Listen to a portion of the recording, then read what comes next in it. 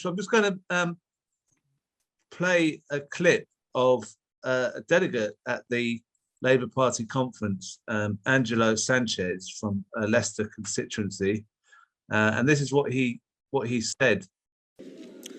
What does supporting motion 13 on Ukraine mean?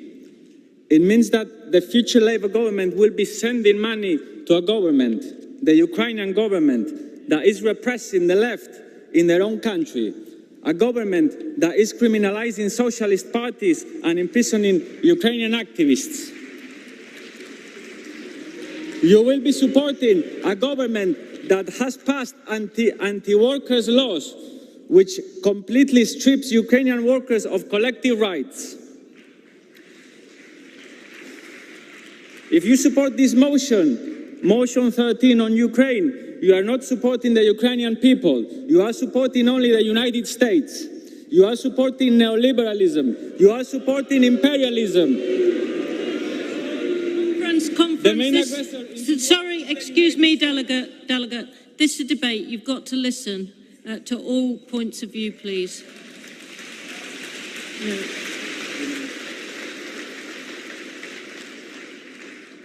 If you support this motion 13 on Ukraine, you will be complicit of war crimes committed by the United States. The NATO is just a tool for maintaining US hegemony. Therefore, supporting the NATO, you are not supporting the Ukrainian people. You are supporting the US hegemony. And you will also be responsible of worsening the living conditions of the working class in this country and in the whole world, because the present cost of living crisis is being partially caused by this conflict. Furthermore, you can also imagine who will be paying the money that will be sent to Ukraine. It will be paid with your taxes. Delegate, you need to wind up now. There are only two possible outcomes for this war. Either it will become a protracted war, or it will end up escalating, meaning that more countries will get involved in war, in a war which will occur in our own backyard, while the main instigator is located in a different continent. Delegate, that's it. Thank you.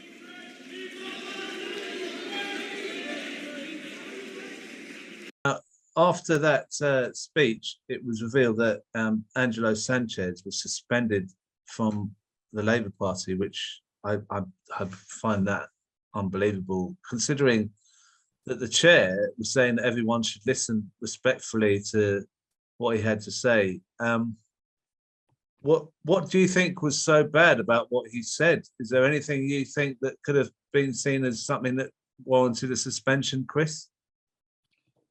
Well, absolutely not. I mean, I do think it is really shocking. I mean, you know, we've seen a whole spate of exclusions and expulsions from the Labour Party, and it's obviously part of the kind of DNA of the Starmer operation. But to be just suspended after making a speech at conference because you didn't agree with the party line is, you know, it is absolutely shocking. And I guess it's kind of unprecedented as well. I don't know of any other example. I mean, if anyone does, then do get in touch. But it's at one level, it's taking the repression and the closure of freedom of speech in the Labour Party to a new level. And, you know, in my opinion, everything he said was true. It's not a question of falsification or saying anything that is in any way offensive. It's just a point of view based on the facts. And I think it's very, very important. I mean, it's a bit worrying that there hasn't been more of a fuss made about this incident, in my view. I'm really glad that you're discussing it today, Crispin, but it's not a good sign that it's just, you know, it's just happened, no one's blinked an eyelid, and we move on. But he is facing suspension. Apparently, he is suspended. He's potentially facing expulsion because, in the opinion of the NEC, his speech was prejudicial and grossly detrimental, whatever that means.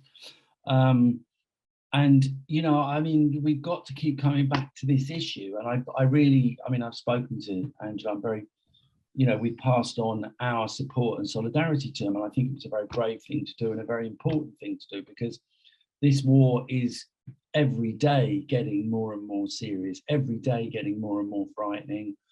The potential for it to break out into a wider great power confrontation is absolutely clear now. And to have a Labour Party which not just supports the war, but actually suppresses any kind of criticism of it is a very frightening place to be. Yeah. Yeah, I mean, this idea that you could be expelled. I mean, I didn't know that. That's something you found out. But what about the like you say, the lack of attention from the media? It's quite alarming that someone could have that happen to them. I mean, if that happened at any normal conference, that would be surely a news story, wouldn't it? Absolutely.